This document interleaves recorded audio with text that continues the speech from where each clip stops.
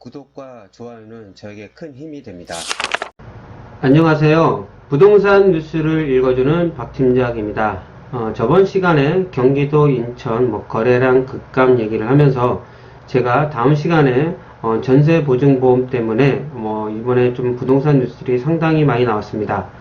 전세금 못 돌리는 집주인 급증해서 대입변제가 사상 최대라고 합니다. 자, 제가 이게 타자를 잘못 쳤네요. 근데 왜 이런 얘기가 나왔을까? 그러면 또 이제 모르는 일반인, 내 전세금 지킬 수 있어? 이거 어떻게 이해가 되지? 정말 이것으로 위기조장하지 말아줬으면 좋겠습니다. 도대체 어떤 내용들이 들어가 있는지 제가 들어가서 설명드리도록 하겠습니다. 일단 제가 인터넷에서 찾아본 뉴스 몇 꼭지를 갖고 왔습니다. 자, 들어보면 기분이 상당히 안 좋아요. 전세금 못 줘. 집주인 대신 국가로 돌려준 보증금 사상 최대. 말 들어보면 상당히 기분 나쁘죠? 안 주지, 임차인 편만 드는구나. 딱 이런. 집주인 대신 국가가 전세 보증금 돌려준 3천억이 넘어. 집주인 대신 갚아준 전세금 사당 최대. 영끌 갭투자 후유증. 영끌 얘기가 나온 지도 얼마 안 됐습니다. 페니바잉 나온 지도 얼마 안 됐어요. 벌써 이렇게 됐나요? 갭투자 빌라로 확산. 빌라 페니바잉 한 지가 얼마 안 됐잖아요, 언론분들. 자, 임대차법으로 전세금 갈등 더 커진다. 이런 거, 그러니까 욕하고 싶은 거예요, 그냥. 비판하고, 집주인들 돈 없다. 국가가 대신 돌려준 전세보증금 사당 최대. 이렇게 비슷한 단어로 이제 언론에 내버립니다. 이렇게 들으면 상당히 기분 나쁘죠. 도대체 이제 완전 임차한테만 퍼주는 거 아니야? 원인은 누구냐? 임대인인 겁니다. 임대인 돈 안 주니까 돈을 대신 주는 거 아니에요, 먼저. 전세보증보험에 대해서 정확한 내용을 얘기를 안 해주는 겁니다. 자, 더 깊게 들어가 볼게요. 자, 임차인이 만기가 되니까 보증금 돌려주세요 하니까, 임대인이, 아니야, 어디서 이런 일이 만약에 벌어지냐? 다가구, 그리고 빌라, 우리 말로 다세대, 단독에 같이 살 때 있잖아요. 방 나가면 줄게. 이런 분들이 되게 많습니다. 특히 연세 드신 분들이 많아요. 우리 빼면 주면 되지 이렇게 아주 그냥 간단하게 생각하지 많아요. 계약은 본인들은 지키라고 본인 또 안 지켜요. 그런 분들이 진짜 많습니다. 상대방한테 받으려면 하고 요구하는 건 너무 많죠. 그러다 보니까 전세보증보험을 드는 겁니다. 왜? 만기 때 꼭 받고 나가야 되는데 이런 경우가 워낙 현장에 많이 벌어집니다. 빈번하게 벌어져요. 아파트 같은 경우는 수요층이 많다 보니까 생각보다 빨리 나갑니다. 그리고 다세대, 특히 다가구에서 많이 벌어지는 게 뭐냐면은, 특히 조금 약간 나쁜 분들은 가격을 올려버립니다. 더 받으려고. 만기가 다 갔는데도. 배짱 부려요. 빼주면 되지, 이런 식으로. 그러니까 만기 때 이사 가려고 했는데 피해가 오니까 전세보증보험을 드는 겁니다. 자, 그러면 아까 말씀드린 일단은 대입변제 해가지고 주택도시보증공사가 주겠죠? 이제 주택도시보증공사가 바보입니까? 비율을 보는 겁니다, 비율이 너무 높으면 안 해줘요. 우리가 그 전세 대출 받을 때도 있잖아요. LH, SH, 중소기업 대출 엄청 많잖아요. 그것도 다중이나 이런 것도 안 해줘. 요즘은 좀 많이 더 좋아지고 있지만은 비율이 좀 이런 게 있으면 안 해줍니다. 특히 LH 대출은 아예 안 해줘요. 그 사람들 바보가 아니란 말입니다. 이거는 이런 상황이 오니까 대입변제 해주는 거예요. 진짜 이렇게 집 가격이 급락해가지고 그런 게 아니라 보증금 들어가니까 전입하고 확정차 받을 거 아니에요. 임대인이 그 후에 대출 받고 하더라도 어차피 위에 순이익 있으니까 받아간단 말입니다. 나중에 나가면 돌려받을 수 있는 거예요. 대입변제 하는 게. 그 못 돌려받는 양이 얼마나 되는지 데이터는 잘 모르겠지만, 제가 현장에 있다 보면은, 우리가 주택도시보증공사나 전세대출 해주는 그 은행들이 바보가 아니라는 거라니까요. 그만큼 지금, 그게 계약이 지금 안 되는 거예요. 거래가. 이거를 거꾸로 얘기하면 거래가 안 된다는 거예요, 거래가. 수요층은 있는데 거래가 안 되는 거예요. 역으로 이제 생각하시면 되는 겁니다. 금액을 더 높게 올렸던가. 이런 수가 생기는 거지. 주택도시보증공사가 바보가 아닙니다. 이런 일은 진짜 현역에 무지 발생되는 겁니다. 뭐 그러다 보니까 집주인 못 줘? 뭐 해도 이게 아니라 못 줘가 아니라 방 빼면 나가면 줄 텐데 안 나가니까 그런 겁니다. 그리고 안전하지 않으면 전세보증보험 안 들어준다니까요. 그건 들어보신 분이 아세요. 우리 기자분이나 그쪽 위에 돈 많으신 분은 안 들어봤으니까 그런가 봐요. 안 들어서 그런가 봐요. 안 해준다니까요. 조금 까다로워요. 이제야 조금씩 완화되고 있는 거에 대해서 혹시 그것 때문에 그런 건지도 모르겠습니다. 그건 제가 좀 차후에 또 설명드릴게요. 자, 2019년에 이렇게 됐고 지금 8월인데 좀 몰랐어요. 좀 더 올라가겠죠. 지금 좀 완화시키고 뭐 예전에는 안 됐던 그런 것도 다 지금 좀씩 바뀌어서 해주고 있습니다. 그리고 이제 또 법이 바뀌는 게 또 있어요. 좀 이따 설명드리겠지만 다시 한번 설명드리는 거는 등록 임대주택이 의무가 바뀌었잖아요. 이제는 10년이고 기존에 있던 건 내년 1년 지나면 보증보험 가입해야 되고 신규로 등록하는 거는 보증보험을 가입해야 됩니다. 임대인이 75% 내야 되고 임차인이 25% 내는 겁니다. 그 비용을. 그것 때문에 비판을 하고 싶어서 그런 건지 몰라요. 그러면서 아까 나왔던 얘기 중에 하나, 요거 임대차 3법.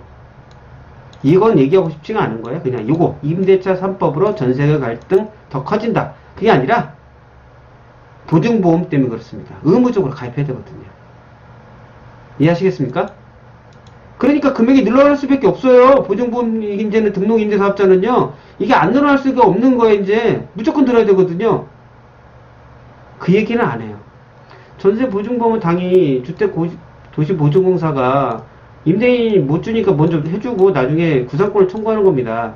그리고 어느 정도 안전하니까 하는 거지. 안 그러면 부도나죠. 벌써 3천억이 넘었는데. 그렇게 됐으면 언론이나 그쪽에 계신 분들이 가만히 있었을 것 같습니까?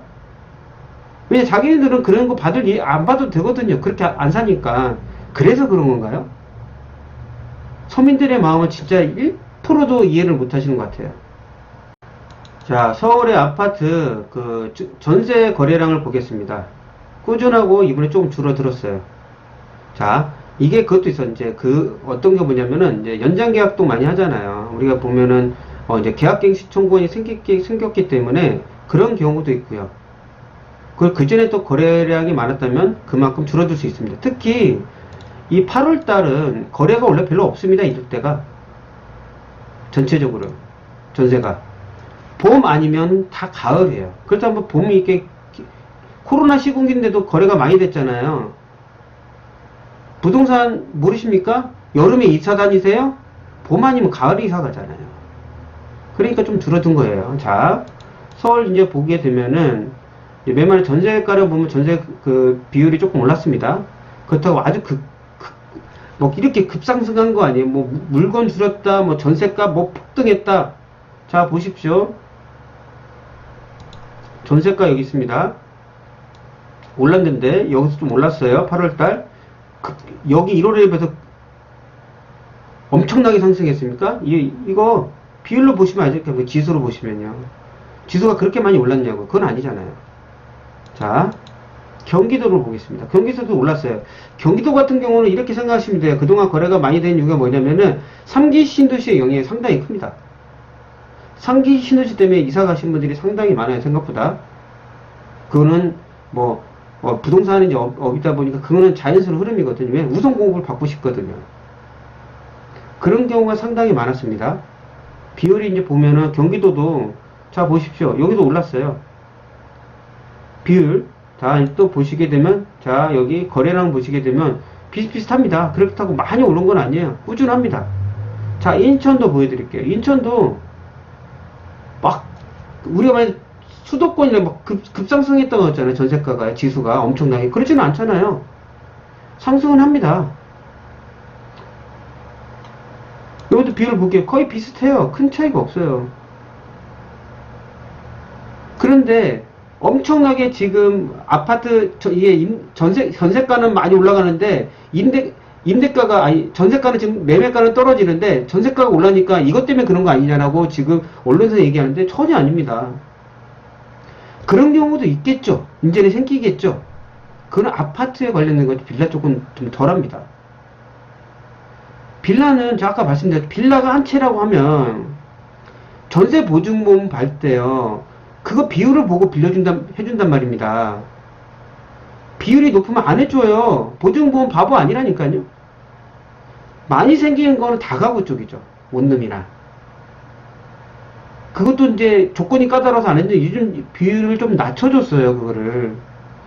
아마 그래서 그런 건가. 제가 그냥 의혹을 갖고 있습니다. 자, TV에서는 전세는 없어졌다. 수요는 많은데 근데 왜 꾸준히 전세 계약이 될까? 위에 보셨잖아요. 거래량을 보시면. 왜 거래가 될까? 자, 밑에는 먼저 보여드릴게요.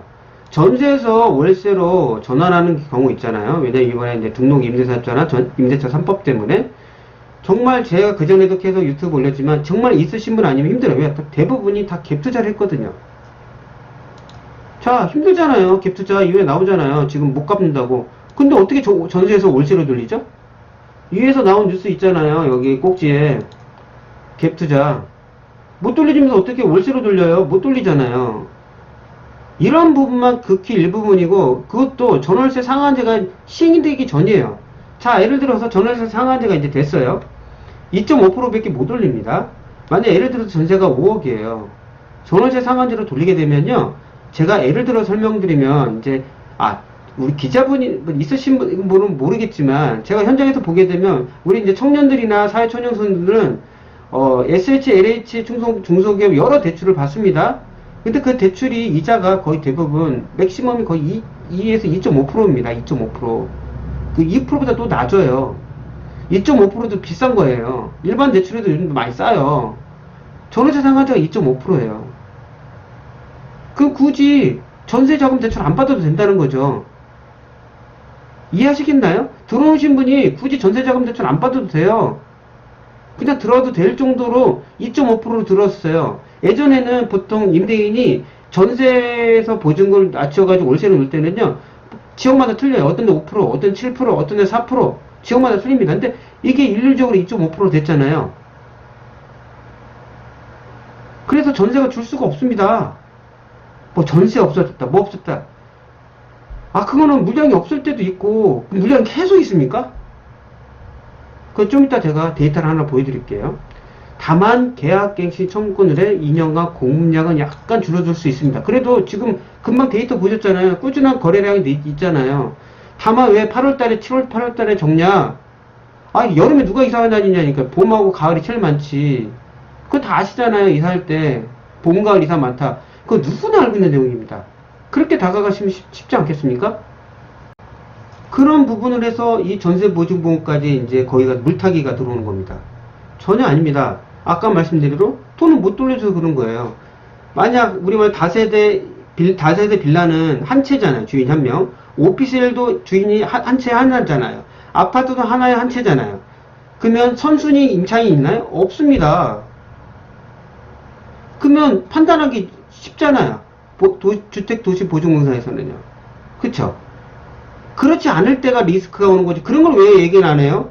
그런 거를 선의에 피해 보는 사람이 얼마나 많은데요. 깡통전세 때문에.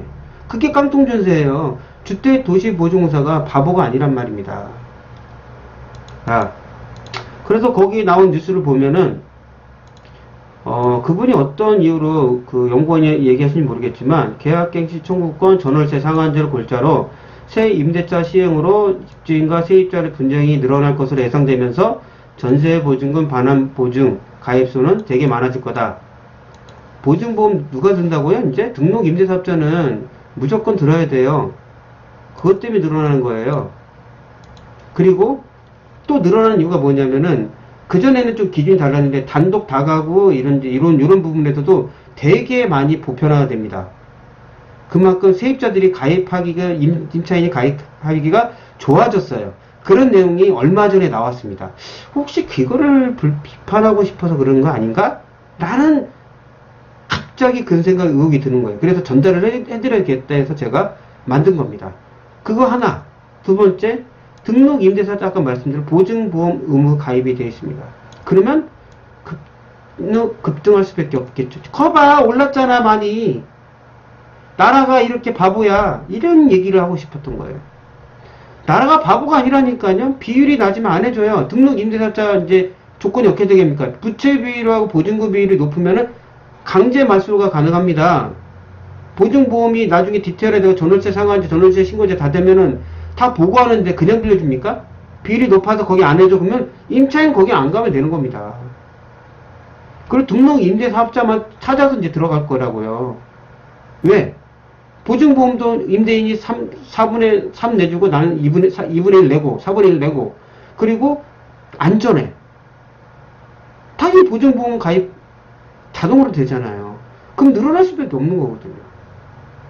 그리고 얼마 전에 임대차 3법 하기 전에 어떤 얘기가 나왔죠? 막 연장 안 해주면 된다. 막 그런 얘기가 많이 나왔어요. 계약서를 보라니까요. 전세대출 우리가 받을 때 계약서 쓰잖아요. 보증할 때. 그 중간에 그 계약서 내용이 나왔습니다. 연장할 때 임대 동의 필요가 없어요. 이제 신규도 필요가 없어요. 왜? 주택도시보증공사하고 거기 서울보증보험이 그거를 자기네들이 해주겠다. 그 은행에서는 굳이 동의 안 받아도 되는 거잖아요. 이런 부분까지 있나? 첫 번째 요거, 두 번째 여기, 세 번째 보증보험 가입하는 게 예전에는 되게 조금 적었는데 그걸 보수적이었는데 더 넓혀졌어요. 왜냐하면 임차인들이 많이 피해를 보거든요. 그런 부분은 얘기를 안 합니다. 언론에서.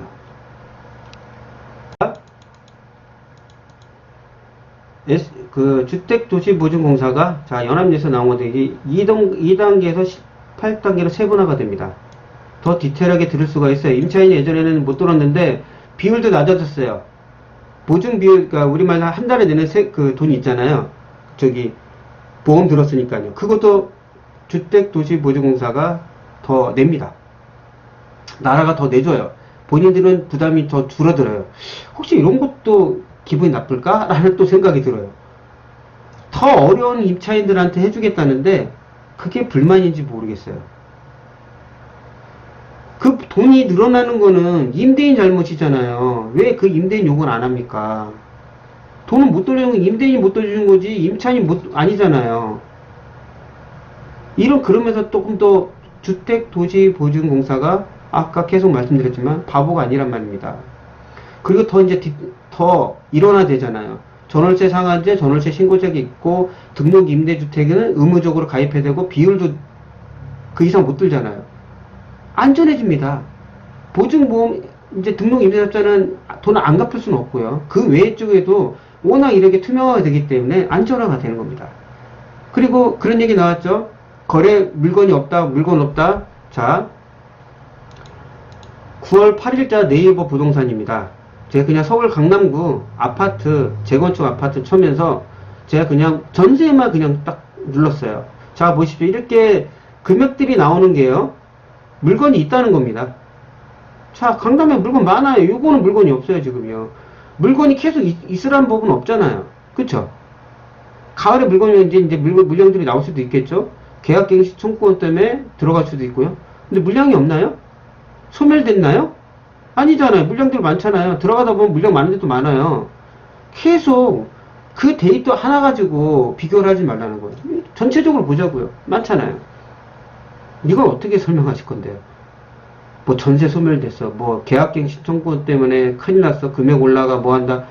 계속 이상한 얘기를 하는데 저는 거꾸로 생각했으면 좋겠습니다. 우리 제 유튜브 구독하신 분이나 그런 이제 처음 들으신 분도 언론이 우리 전 세계 언론 꼴찌인 거 아시죠? 그 OECD에서 그만큼 신뢰도가 떨어져요. 그러면 역으로 생각해 보세요. 그럼 거기 안에 정답이 있다고 저는 개인적으로 생각을 하거든요. 그래서 이것도 제가 한번 설명을 드리는 겁니다. 그러면 등록 임대사업자가 없는 집도 있을 거 아니에요. 그래가지고 전세보증보험이 안 될 수도 있고 될 수도 있습니다. 그런 경우는 어떻게 퍼센테이지를 봐야 될까? 그럼 아파트 같은 경우 수요층이 워낙 많습니다. 많아요. 그러다 보니까 전세보증보험은 거기에 잘 안 들어요. 생각보다. 금액이 높지가 않으면요. 그래서 보통 시세의 70%, 요즘 급등 지역이 많다 보니까 70%까지는 괜찮습니다. 그렇지 않은 지역은 우리가 만약 요즘 뭐 창동에 이런 데 재건축 아파트 같은 경우 있잖아요. 많이 오르지 않았어요. 그런 경우는 80%까지 안전합니다. 거기는 비율이 너무 낮아요. 아파트 매매가에 비해서 너무 낮아가지고 그거 무조건 안전합니다. 그래도 거긴 갭 투자하기 힘들어요. 그러다 보니까 급등을 안 했어요. 지역은 좋은데. 자, 80% 전후로 가면은 이상이 넘어가면 보증보험을 가입을 하세요. 거기서 안 해주면은 보증보험 가입을 안 해준다고 하면 안 하시면 돼요. 더 좋은 거는 아직 아파트는 신규로 하는 거 폐지가 되었지만 아직 등록 임대사업자가 있어요. 아파트도 있고 빌라도 있고 다가구도 있습니다. 그런 주택이 이제는 제가 예전에도 한번 이런 부분에 설명드렸어요. 이제 부동산 광고 이제 플랫폼이 바뀝니다. 다방, 직방, 네이버 어떻게 바뀌냐? 그 물건의 옆에 등록 임대사업자 아닌지 그게 100% 제가 생각에는 뜰 겁니다. 그걸 먼저 누가 도입하냐도 또 선점할 수 있는 상황이에요.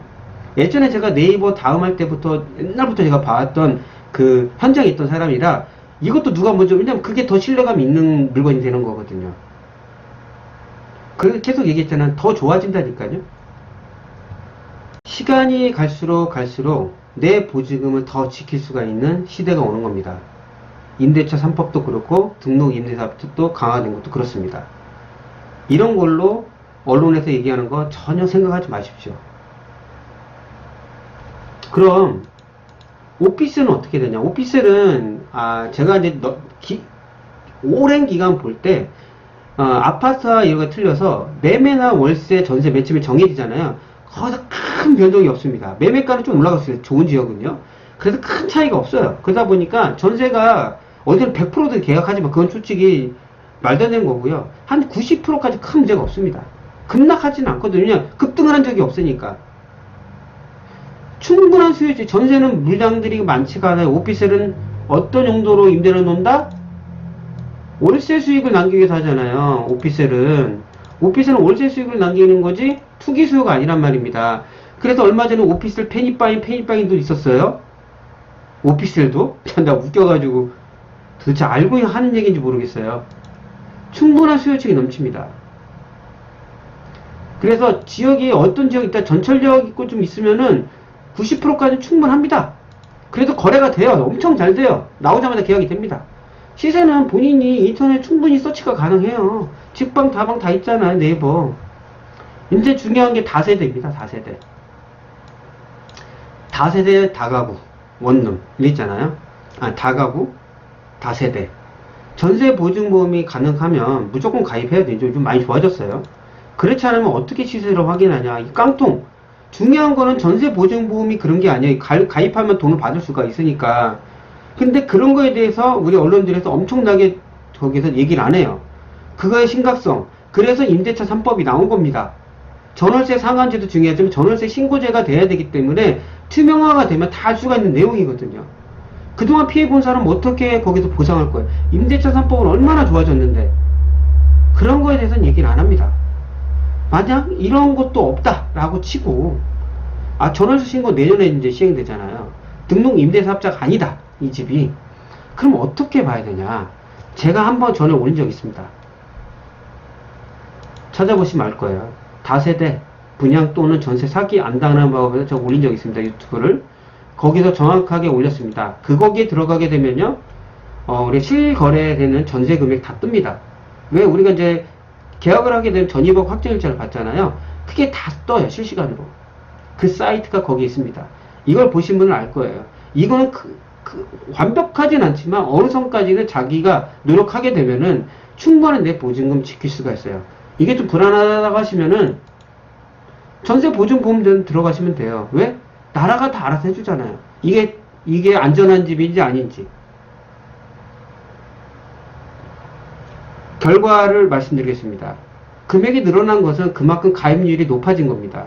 임차인이니까 높아지고, 그리고 돌려주지 못하는 거는 그만큼 거기에 계약이 안 되는 거예요.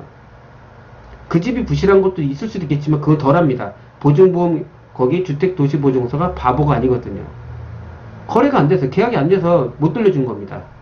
계약이 되면 다시 돌려받을 수 있는 거죠. 나라와 그 하나의 다가구 임대인이 어떻게 얘기합니까? 다 알고 있는 내용을. 더 디테일해지는 겁니다. 그냥 못 돌려주고 도망가고 잠적한 게 아니라고요. 아까 말씀드린 대로 이 내용인 거죠. 방 나가면 줄게. 그래서 금액 올리신 분들 상당히 많아요. 그래서 제가 중간에 항상 얘기합니다. 그런 거에도 내가 또 올린 적이 있어요. 그래서 막 댓글 막 남기고 하신 분도 있거든요. 어떻게 되는지. 그것도 거기 안에 다 대처하는 방법들이 있습니다. 어쩔 수가 없습니다. 사람 사가는 세상 완벽할 수는 없거든요. 그래서 제가 말씀드린 부분은 다세대 이런 전세보증보험이 가능하지 않은 집을 들어가고 싶다 하면은 꼭 이거를 시청하시고 거기 대처를 하시길 바랍니다. 충분히 대처 가능합니다. 오늘 들려드렸던 내용은 저번 시간에 경기도 뭐 거래 급감에 의해서 지금 언론에서 얘기하는 전세보증보험 해가지고 대위 변제가 너무 많았다. 그런 부분에서 지금 얘기가 나온 거거든요. 전혀 아니다. 나라가 바보는 아니거든요. 그러면서 거기에서 또 조장시키려 하는 그거에 대해서 너무 현혹되지 마십시오.